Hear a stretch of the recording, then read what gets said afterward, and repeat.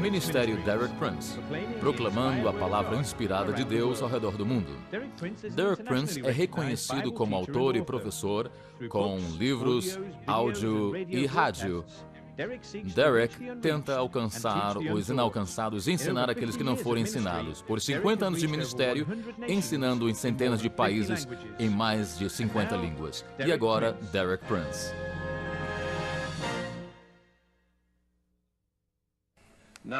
Vamos agora para a nossa terceira sessão, Pondo o Fundamento, e o título desta mensagem é Através do Arrependimento para a Fé.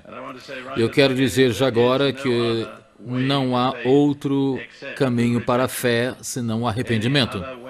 Outro caminho que diga chegar lá é uma decepção. Verdadeira fé é impossível sem arrependimento. Deixe-me agora continuar discutindo o fundamento doutrinal. Primeiro falamos sobre o fundamento, que é Cristo, mas o Novo Testamento também revela de que é um fundamento doutrinário. É uma revelação de que tem deixado a perspectiva de muitos cristãos. E gostaria de ir agora discutindo a doutrina que diz, pelo que, deixando os rudimentos da doutrina de Cristo, prossigamos até a perfeição, não lançando de novo o fundamento do arrependimento de obras mortas e de fé em Deus.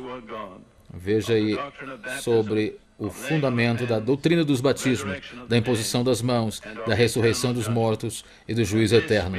Isso faremos se Deus o permitir. Há aqui dois pensamentos que combinam. Primeiro, é essencial pôr o fundamento. Você nunca põe fundamento, então não pode ter um prédio. Mas uma vez que você já tem o fundamento, você não mantenha repondo o fundamento, mas complete o prédio. Há dois pensamentos aí sobre isso. E vemos em Hebreus 6:1 que diz o fundamento doutrinário do cristianismo, da fé cristã.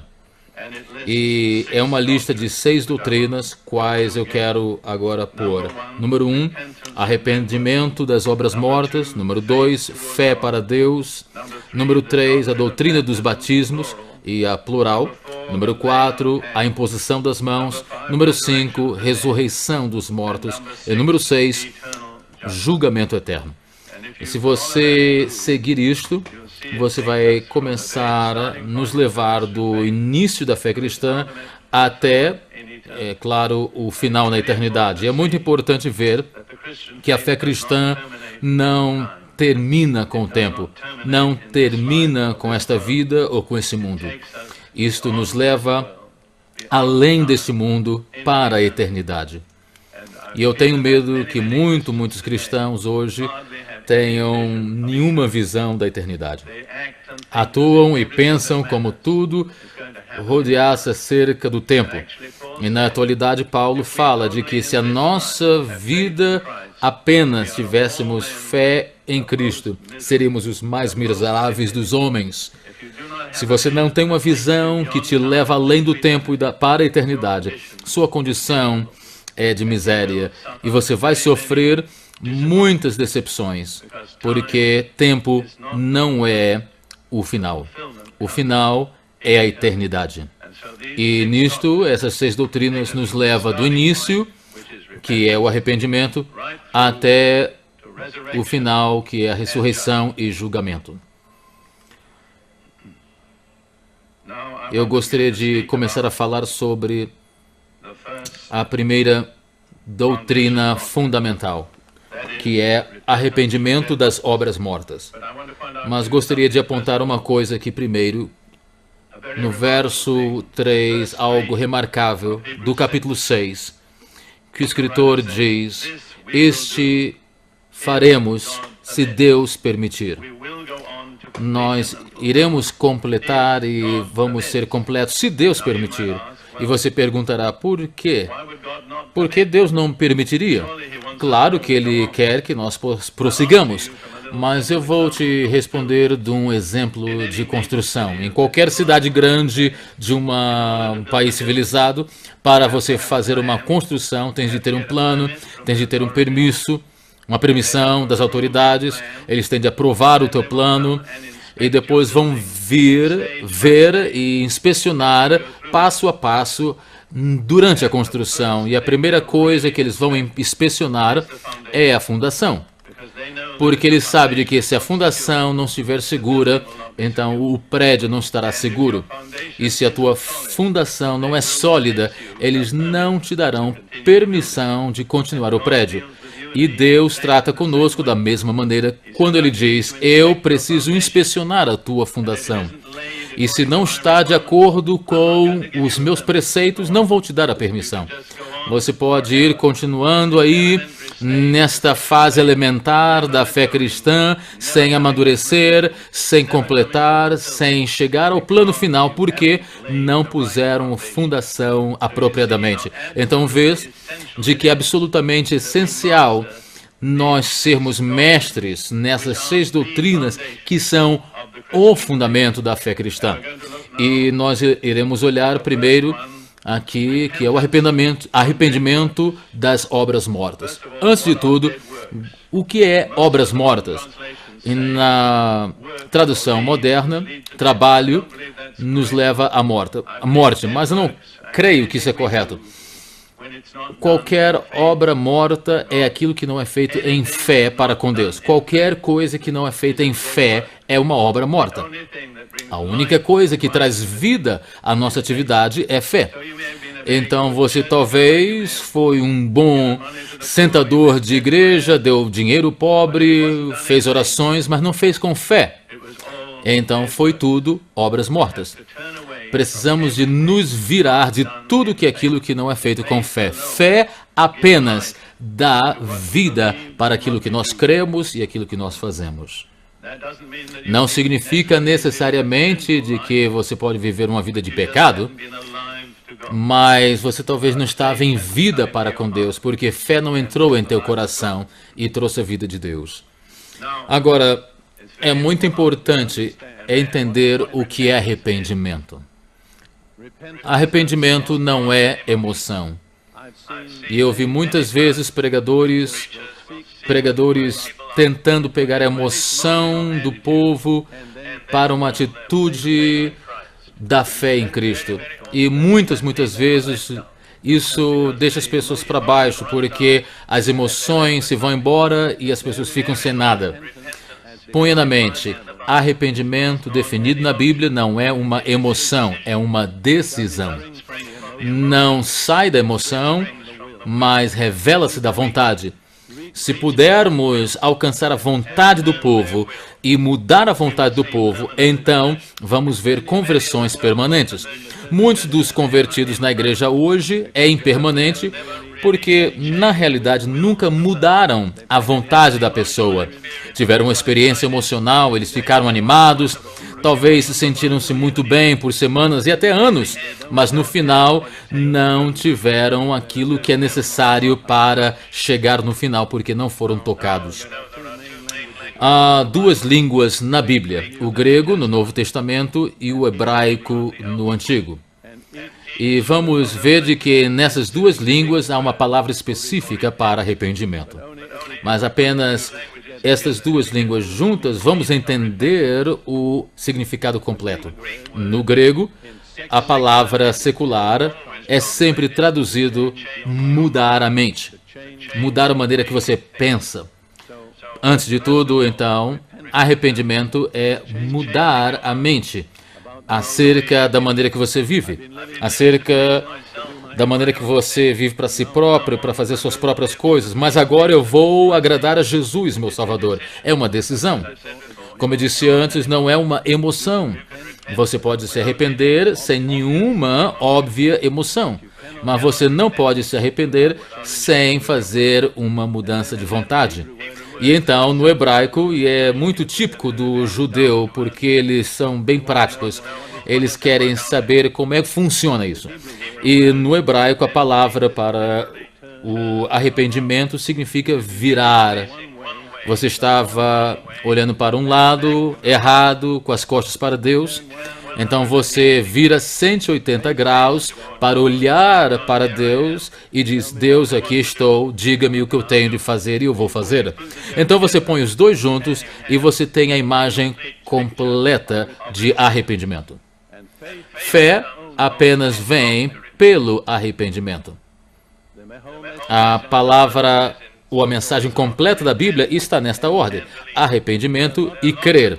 Muitas pessoas, e talvez alguns estão aqui, batalhando pela fé. E a verdade é, você não está batalhando por fé. Você nunca teve a condição de arrependimento.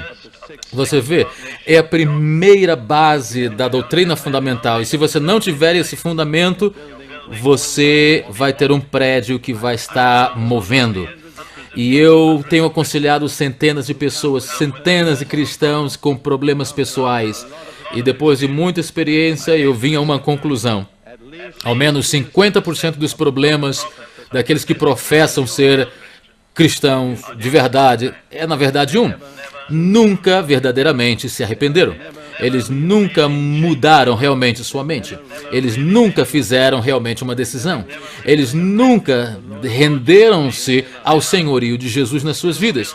Eles estão ainda pensando da sua perspectiva. Agora, se eu fizer isso, então o que é que ele vai fazer por mim? Se eu fizer aquilo, o que é que ele vai fazer por mim? Mas quando você se arrepende, não é como você pensa. Você pensa, se eu fizer isso, vai glorificar Jesus. Se eu fizer aquilo, vai glorificar Jesus. Então temos multidões de pessoas que estão pensando apenas, principalmente os jovens, mas não apenas jovens, mas que têm duplamente. A Bíblia diz sobre uma pessoa com uma mente dupla é instável.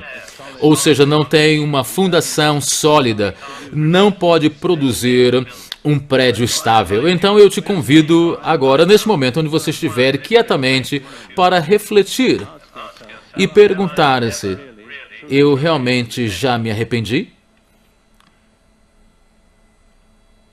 Ou será de que ainda tenho duas mentes? Segunda é para agradar Jesus, na terça é para agradar a mim próprio. Você vê, amigo, você tem o pior dos dois mundos aí. É melhor viver apenas um. Porque na realidade, você tem uma mente dividida no meio. E agora temos de ir à natureza do arrependimento. Há uma parábola que Jesus falou que é mais viva e mais perfeitamente ilustrada sobre arrependimento. É a parábola do filho pródigo. Alguém disse de que deveria ser chamado a parábola do pai que se importa. Você lembra-se, em Lucas 15, a maior parte de vocês conhecem.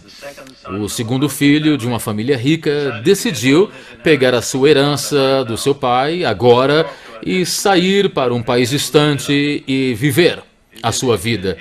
E fez todos os tipos de pecados. E depois, quando gastou toda a sua herança, a fome veio. E o único trabalho de que ele encontrou era alimentando porcos. Você tem que lembrar, ele era judeu, então para ele alimentar porco era uma coisa muito baixa.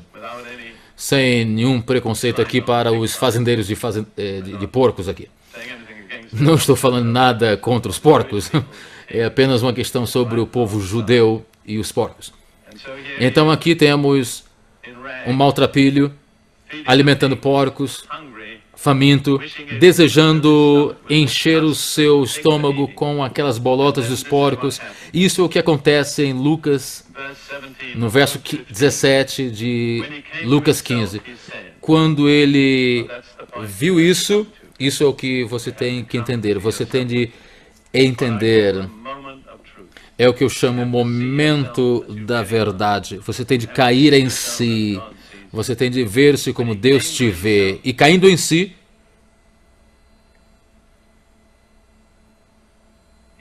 ele disse: quantos trabalhadores de meu pai têm abundância de pão, e eu aqui pereço de fome. Levantar-me-ei e irei ter com ele, com meu pai, e dir-lhe-ei: Pai, pequei contra o céu e perante ti. Já não sou digno de ser chamado teu filho. Faze-me como um dos teus trabalhadores. E agora você vê aí os dois elementos, porque continua. E ele levantou-se e foi para seu pai. Ele fez uma decisão e virou-se. Isso é arrependimento. Fazer a decisão e carregar a sua decisão. Voltar para o pai a quem você ofendeu, para o Deus que te ama, dizendo: eu fiz uma besteira na minha vida, não posso viver a minha vida, eu preciso de ti. Me receberás de volta. A coisa maravilhosa é de que ele planeja dizer ao pai: faz-me como um dos teus servos. Mas quando ele começou a dizer, o seu pai, olhando, o viu, e é tão lindo isso.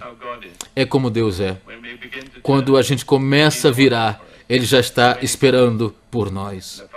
E o pai olhou para ele, um caminho distante, e correu para encontrá-lo. É como Deus é. É como ele se encontra conosco. E ele o beijou e nunca deixou dizer palavras, as últimas palavras: deixa-me ser um servo. Ele disse: traz a roupa, traz o melhor anel, traz as sandálias para os seus pés e mata o boi. Esse é o resultado do arrependimento verdadeiro. Vale a pena arrepender-se e ser bem-vindo por Deus. Esta é a fotografia. Pense por um momento.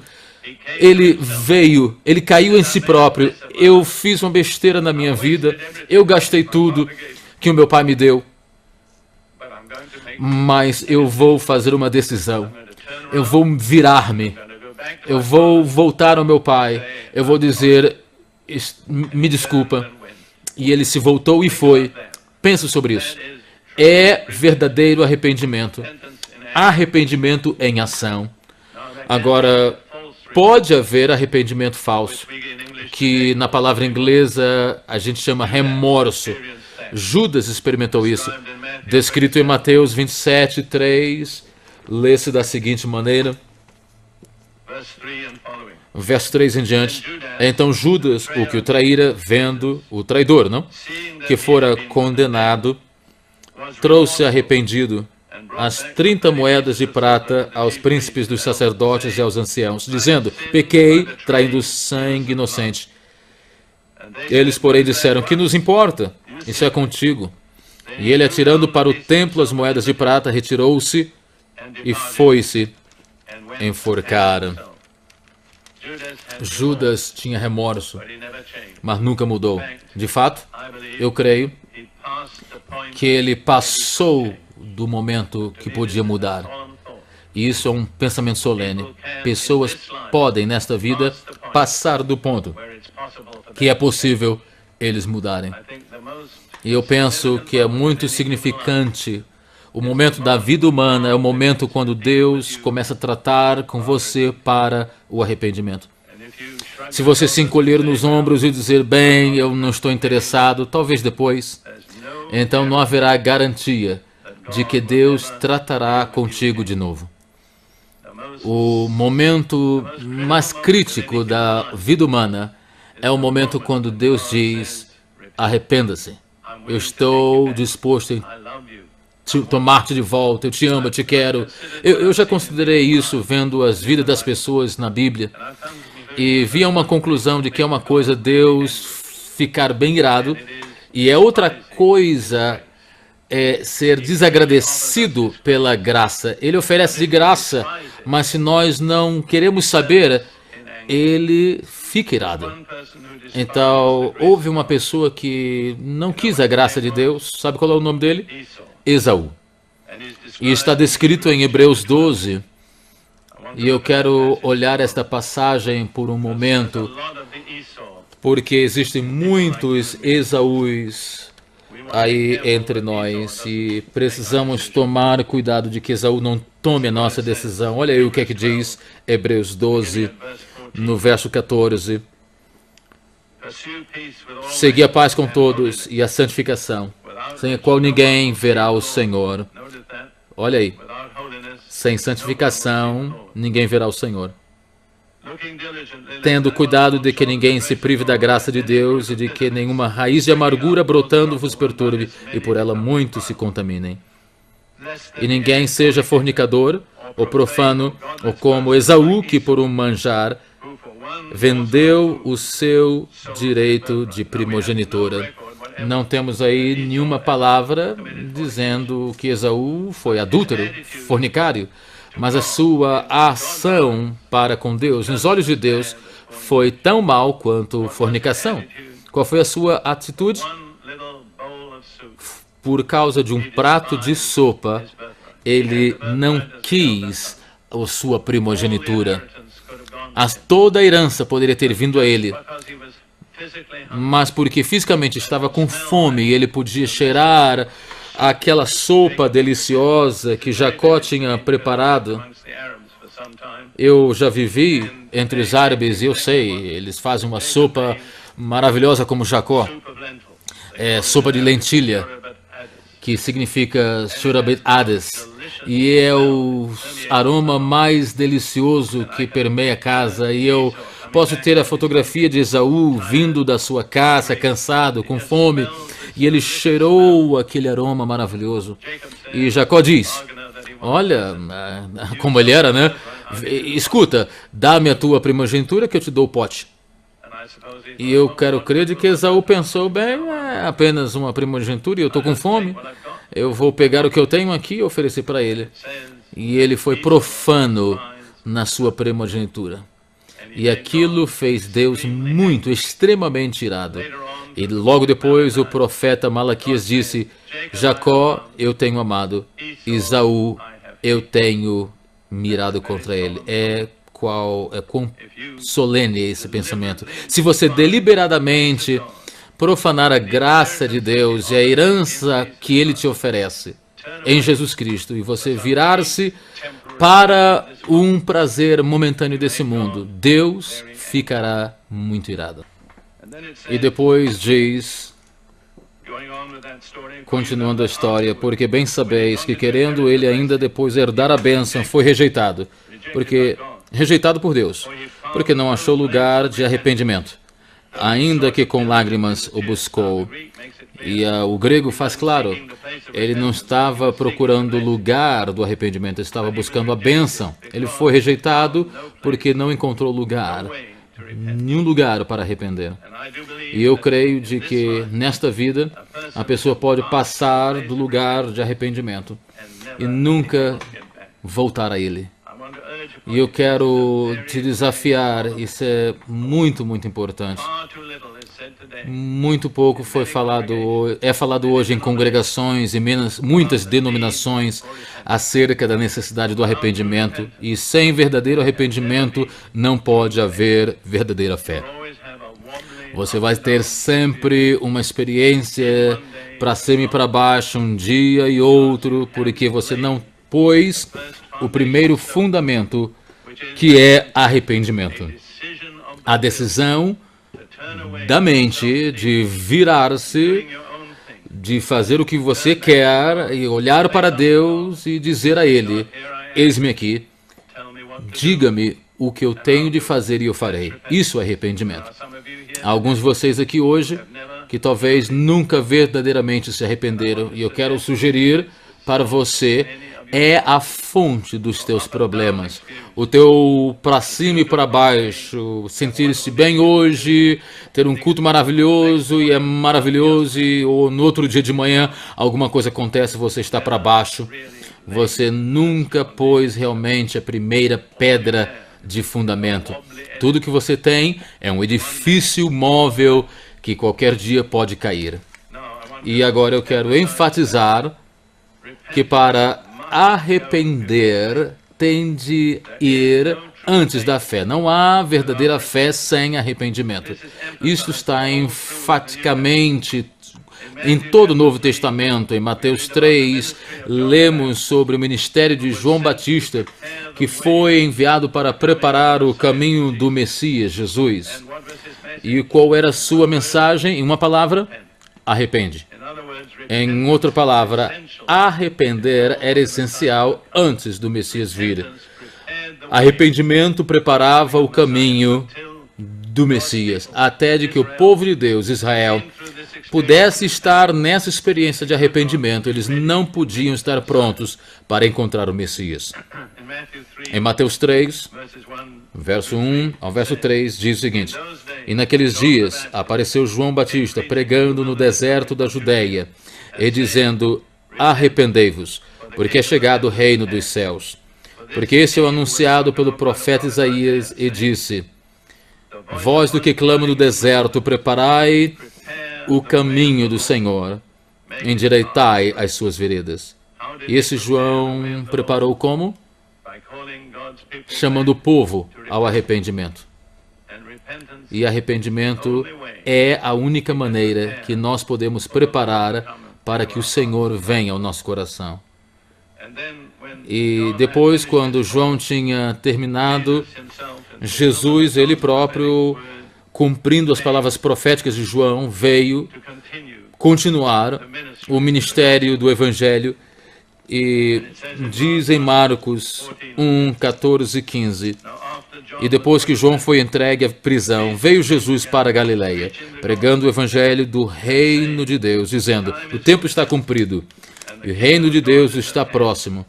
Arrependei-vos e crede no Evangelho. Arrepender e crer. Você não pode crer realmente sem ter primeiro arrependido.